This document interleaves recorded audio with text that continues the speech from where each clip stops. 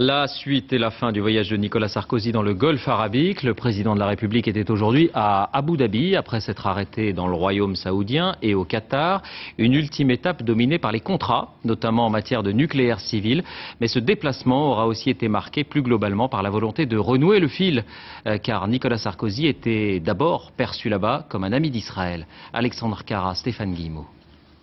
Pour les dernières heures de la tournée de Nicolas Sarkozy dans le Golfe, de la pluie et enfin des contrats. Un accord de coopération dans le nucléaire civil avec les Émirats arabes unis, mais aussi la création d'une base militaire française, la première dans le Golfe, juste face à l'Iran. Une maquette pour finir, celle du futur Louvre d'Abu Dhabi, présentée par son concepteur, l'architecte Jean Nouvel.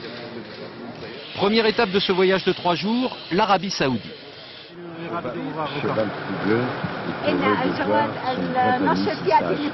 Cheval fougueux, le surnom donné par le roi Abdallah à Nicolas Sarkozy, dans une région où l'on aime prendre son temps pour négocier. D'ailleurs, d'Arabie Saoudite, le président ramène beaucoup de promesses, mais peu de contrats signés.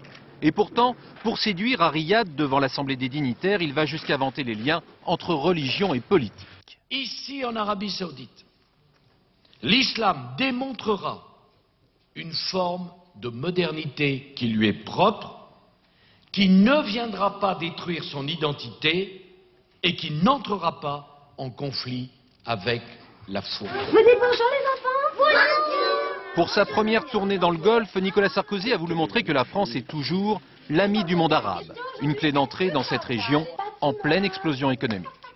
Alors